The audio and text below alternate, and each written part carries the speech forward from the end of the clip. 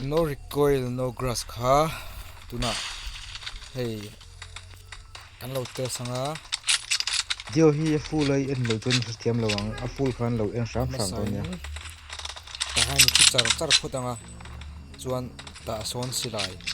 idu khoi wa thlang mulanga ti khan I thlan zo hon ta ni thule khutanga chuan ding lenga chuan ta han scope wa thlanga scope ta wa thlanga ta han hey te sticks action ya chuan its don ni silai han oh hei season 21 oh in season hi oh no grass no recoil recoil se em em ne se ta kan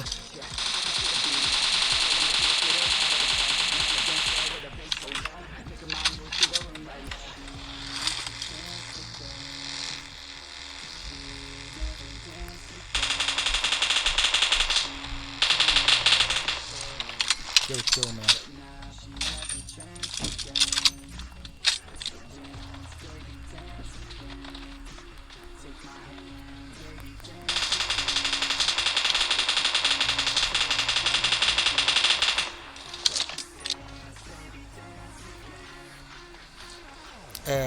chuan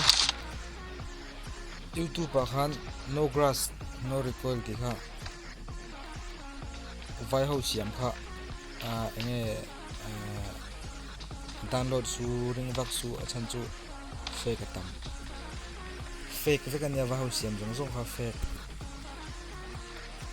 tuna mi chu enge a file download ngai loin mani len download in siam chop thai to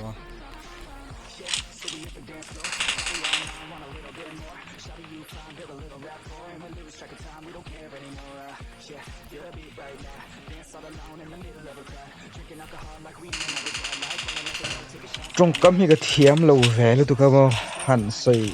tak do tu po hian trong cam hi lo thiam lo ve tu ka a han trong ve zo zo ngang o mà sẽ tuna mi hi a record an siam hi 100% in a thalo zero recoil tu ni 100% a 70% ro gai ro man tel lo chuan che tu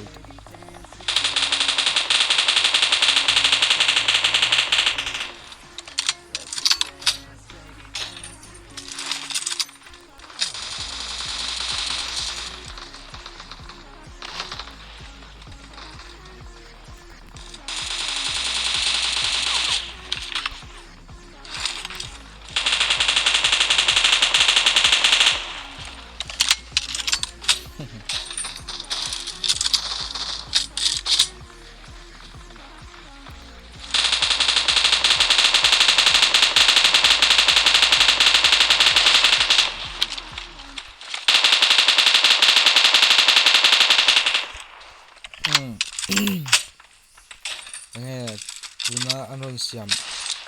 update thar hi chu smooth vak lo Play Store a hian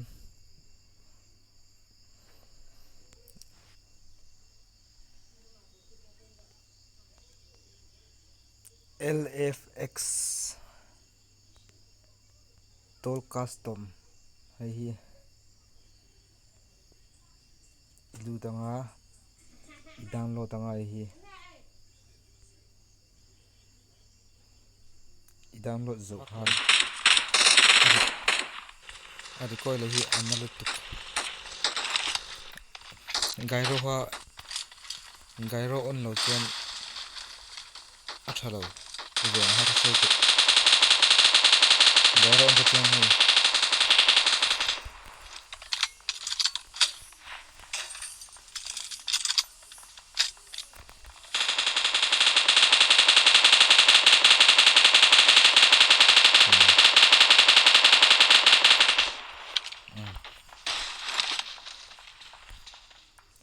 download zo khan ni open anga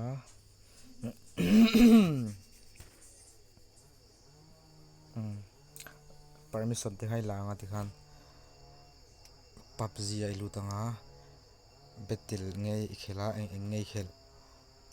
go bali khel chon go bali tanga ke khel chon KR ka khelawang KR ka lu tang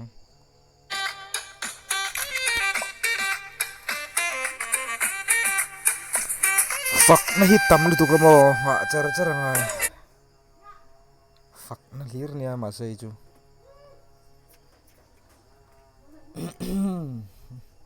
x tikhan enge VIP config 1 ai hi itanga 90 fps ultra me ninga me vang ngai khopin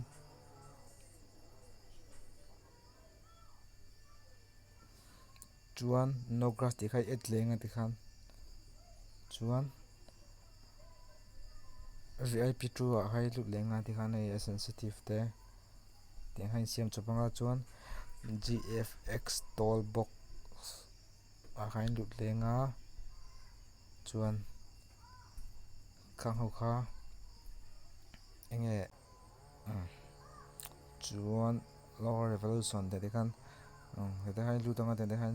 lu tanga te khan siam zelanga lu dang khan mo ti khan siam zo una khan he te rai rocket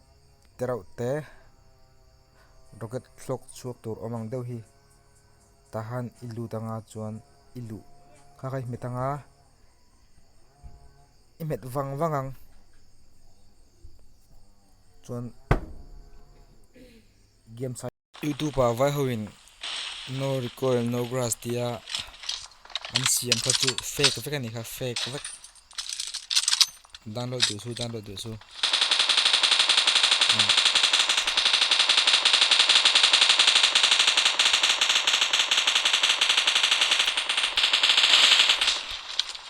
fake vek han tia avai em chon fake pon ni lo nga ma se athlang puin fake video vek ani ha